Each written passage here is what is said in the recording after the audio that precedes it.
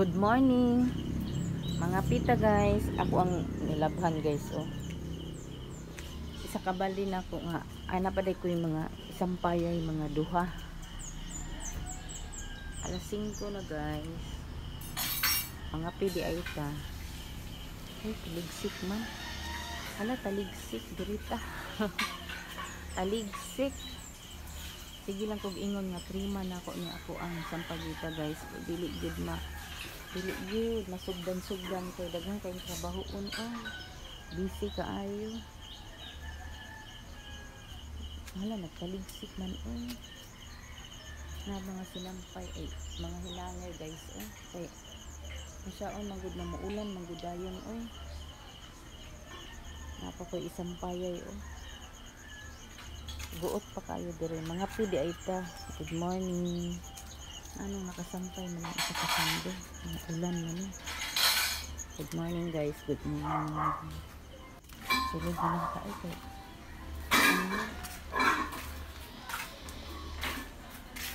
mga pi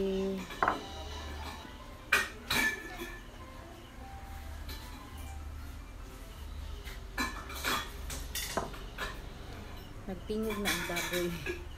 Ang baboy sa pikas ba nagtingog na kay alas 5 naman. Alas 5 sa orasan. Alas 5:20. Mga pidi ay ta.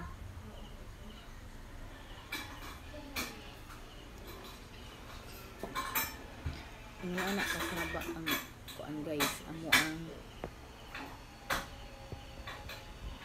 Amo ang silingan pagbuntag.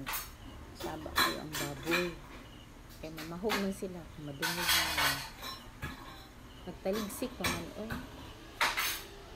nagmata na ko kay taod-taod ani mamukaw na ko sa estudyante pero nagtaligsik man tapos ako ang CD kay ni suka gabi ambot lang kung unsa may dagan ang pa-eskwela ba ko pahain na nagtaligsik man. Good morning sa inyo guys. Good morning guys. Saba kayo ang ang silingan na ay baboy. Syempre mamahog naman kaya alas 5 na.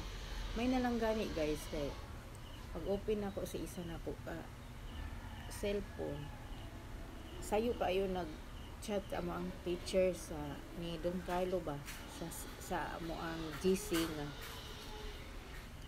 walay klase sa una good guys sa una tong agi mga semana na wala ko'y basa-basa sa GC ba diri-diretso lang po na wala di ay klase karon nagbasa ko may gani gi-open ako nag-online ko karon wala daw kunoy klase na timing pud kagabi si CD si Don Carlo nagsuka ambot nga nung nagsuka to wala may kalentura nagsuka ba nagsuka gay ng alas 3 kadlaw alas 5 naman ron ganinang alas 3 kadlaw nagsuka siya timing pud walay klase lain siguro gibati ni Don Carlo basa-basa gyud GC na.